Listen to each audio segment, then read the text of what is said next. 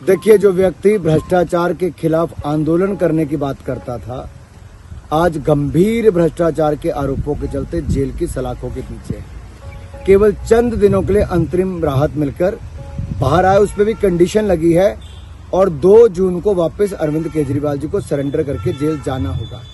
अब उससे पहले जितना मर्जी झूठ चीखो पुकार करनी कर लें, सच्चाई ये है कि उनके स्वास्थ्य मंत्री, जेल मंत्री, उनके शिक्षा मंत्री, शराब मंत्री, उप मुख्यमंत्री और स्वयं मुख्यमंत्री जेल में भ्रष्टाचार के गंभीर आरोपों में। सोनिया गांधी जी, राहुल गांधी जी, चिदम्बरम जी, ये भी भ्रष्टाचार के गंभीर आरोप झेल रहे हैं और आजकल बेल पर हैं। वैसे अरविंद केजरीवाल जी आजकल बेल पे हैं, उसमें खुशी मनाने की कोई बात नहीं। भ्रष्टाचार के खिलाफ निर्णायक जंग चली है और भारत को भ्रष्टाचार से बचाना है। उसमें जांच एजेंसियां जांच कर रही है, कोर्ट अपना निर्णय दे रहा है, वो होता रहेगा। लेकिन अगर देश को भ्रमित करने का काम कोई करेगा तो देश जानता है, मोदी जी ने तो देश की पाई पाई बचाई और गरीब की भलाई के लिए लगाई, कल्याणकारी योजनाएं चलाई, 25 करोड़ गरीबों को गरीबी रेखा से बाहर निकालने का काम किया, भारत की अर्थव्यवस्था को 10वें से 5वें नंबर पर पहुंचाया।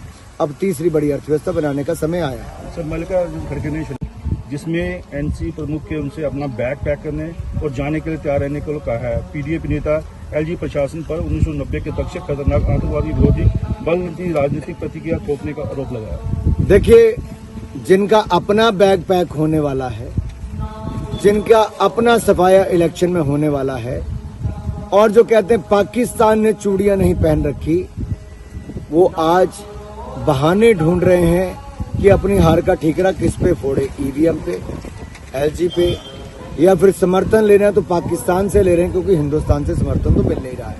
ये हालत बन गई है कि लोग जिन्होंने जमीनों पर कब्जे करके रखे, आज उनकी राजनीतिक जमीन खिसक चुकी है।